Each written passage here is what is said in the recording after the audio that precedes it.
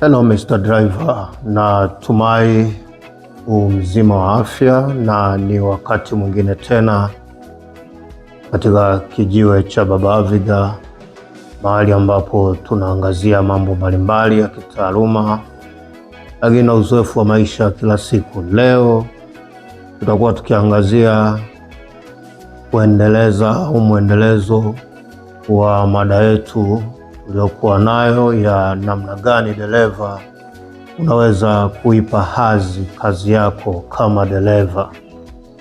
Mimi ni baba yake na Aviga, nipo tena hapa kukuambia au kukukumbusha dereva kwamba kazi unaoifanya ni kazi yenye hadhi na yenye heshima, na mtu ambaye anatakiwa kuipa heshima kazi hii ni wewe mwenyewe dereva. Kwa dereva, shtuka na kumbuka unafanya kazi ngumu, lakini ni kazi ambayo ina thamani kubwa na wewe ndiye wa kuithaminisha kazi hii. Tuliangalia jambo gani la kwanza unaweza kufanya kwa kuithaminisha au kuifanya kazi hii kuwa na hadhi. Tulitazama kwamba inatakiwa moja, uibrand kazi yako, yaani wewe ndo mtu ambaye unatakiwa kufanya kazi ya dereva kuwa na hadhi kwa kubadili muonekano wako.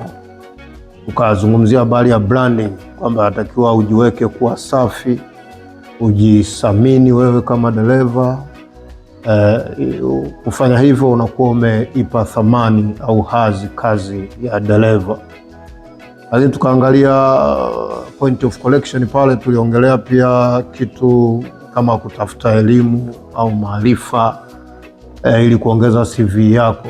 Sasa ile tuliongelea katika kipengele hicho cha kubrand, lakini itasimama kama sifa ya pili ya kuipa hadhi kazi ya dereva. Kwa hiyo ni kutafuta elimu, kuongeza maarifa mapya, kusoma. Yaani dereva anatakiwa usome, ujue vizuri taaluma yako, kwa sababu mambo yanabadilika kila siku na tunapokea magari mapya kila siku.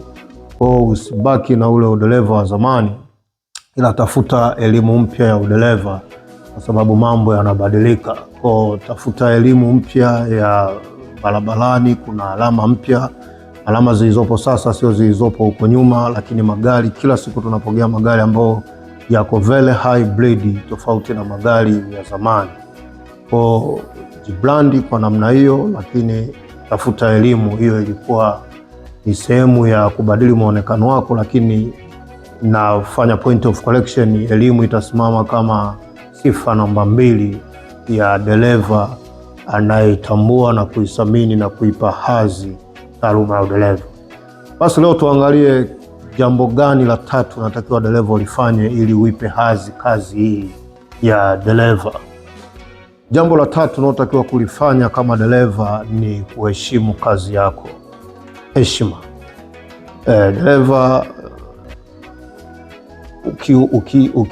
ukiheshimu kazi ya dereva, wewe kama dereva utaipa hadhi na watu wengine waipende na kuithamini kazi hiyo, na wao watakuheshimu. Heshima ni nini? Heshima ni naiongelea kwenye term of nidhamu. Kuwa na nidhamu na kazi yako. Kama ratiba inakutaka saa 3 uwe kazini, basi kuwa mwaminifu saa 3 uwe mahali pako pa kazi, na zaidi fika chini ya saa 3 ili uandae gari lako, uangalie mazingira ya gari. Kama kuna dosari uwe na muda wa kuziweka sawa, ili saa 3 kamili uwe umeanza kazi yako kama dereva. Kwa abiria wako au kiongozi wako au hivyo watakusamini na kuona wewe ni mtu unayejitambua na ni muhimu, kwa sababu hutakwamisha shughuli ya mtu wala hutakwamisha shughuli ya kiongozi wako au bosi wako, kwa kuweka nidhamu ya kujali muda na kuheshimu kazi yako, kuwa na heshima kwenye kazi yako. Heshima ni jambo ambalo linakupa hadhi kama dereva au linaipa hadhi taaluma ya udereva. Ukiwa mtu usiyejali, yani usiyeheshimu kazi yako, ujali muda, uthamini kazi yako, na watu watakusamini. Yani watu ukiwakwamisha kwenye jambo lao, alafu sababu ya jambo lile kufeli ikaonekana ni dereva, wewe unachangia kuonekana madereva ni watu wa hovyo, maana hawajali, hawana itifaki, hawajali muda, hawaheshimu kazi, hawaheshimu viongozi wako, hawaheshimu abiria wako. Kwa unakuwa ni moja ya dereva wa hovyo, hivyo kuivua taaluma ya udereva. Kwa weka heshima kwenye kazi ya udereva, jiheshimu kama dereva, utaipa hadhi kazi ya dereva. Kwa heshima ni kitu cha muhimu sana kwa dereva. Lakini heshima kivipi? Pia ili uipe hadhi kazi hii na watu waithamini, na wewe mwenyewe, kwa sababu ndo kazi inayokupa kipato na inakufanya unalisha familia, unasomesha na mambo kama hayo, basi heshima ni kitu cha muhimu sana. Moja, inatakiwa pia kuheshimu watu unaowabeba. Lakini pia kipengele kingine kwenye heshima, dereva inatakiwa uwe msiri na kazi yako.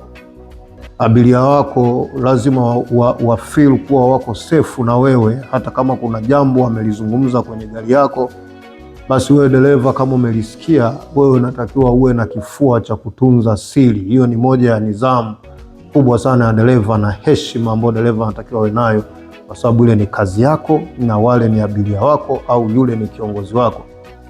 Mfano, wewe ni dereva taxi, umembeba mtu, basi kuna mambo aliongea kwenye gari yako au kuna sehemu ulimpeleka, basi baada ya kumtua, kesho yale mambo yake yako mtaani, watu wakayasikia, unakuwa umeishusha hadhi taaluma ya udereva, na mtu huyo atakuona wewe ni mmoja wa watu wa hovyo na kufanya madereva wote tuonekane ni wa hovyo, hivyo ukaishusha hadhi taaluma ya udereva.